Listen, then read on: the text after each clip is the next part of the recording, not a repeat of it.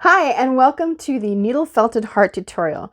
This is the first project in our course, and the reason we use a cookie cutter is because we want to focus on proper stabbing technique and making our project firm without having to think about shaping it ourselves. The cookie cutter shapes it for us. So let's get started on this super fun and easy project.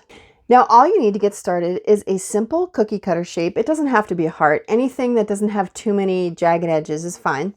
And about 1/4 ounce of Batt. Let's get started on our heart. Okay, so we're using a cookie cutter because it's easier to learn how to felt starting out with a simple shape that has defined edges. So you can use any type of cookie cutter, although the sheep is fun and the rabbit, they can be a little bit more difficult to navigate because of the edges. So for now, we're going to be sticking with this simple heart.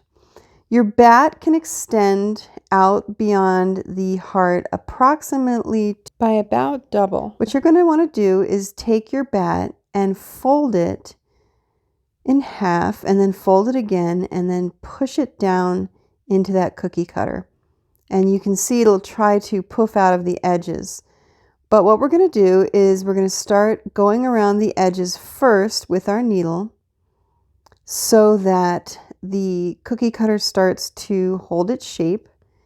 So take your needle and go around the edges and try to be careful not to hit the edges with your needle. I'm using my taped together 2 needles for more punching power.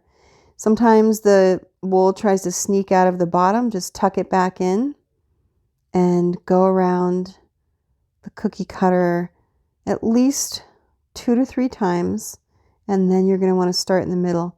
Now with your needle, what you need to know is that the needle needs to go into your wool and come out of your wool at the same exact angle. If you try and pull the needle out at a different angle than you push the needle in, you will most likely break the needle. Okay, we've done the outside and now we're going to do the inside. If you have a 5 needle tool like this clover needle tool, it's really easy to get a lot of felting done quickly because there's 5 needles in it. It also has a guard on it to keep you from hurting your fingers, but obviously we can't use that around the edges, only in the middle. So go around the edge, and if you don't have that fun tool, you can just use your regular 2 needle. Now, when you pull it out of the pad, you're going to gently ease it off the back, and it's still going to look pretty puffy. So what we do is we pull it out, flip it around, push it back into the cutter, and then just start the process all over again. This whole process takes about 15 minutes if you have experience. And obviously I'm going to speed up some parts in this video because it would take too much time to show you some repetitive stuff. So we're just going to keep going and repeating the process until we get a project that feels very firm. Now, when I say firm, what I mean is when you squeeze it between your fingers, it feels kind of hard. You don't want to have a heart that's very, very squishy to the touch. You want it to feel a little bit more firm.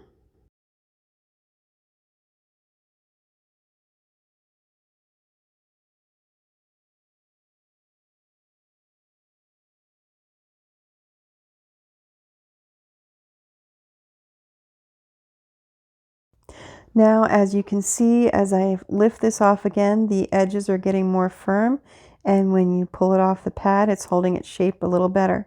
But we're still going to flip it over and do it all over again. Now, 3 to 5 times is ideal to get a really firm felt. So I'm speeding things up here. As you can see, I've just put in a very small piece in the upper left edge. If you notice any empty areas, you can fill it in with some extra wool.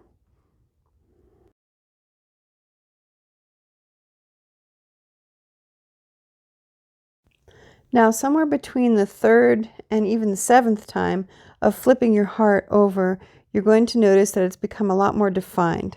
And at this point, when it comes off the pad and you like the firmness level of your project, you can start going around it with your needle on the outside edge.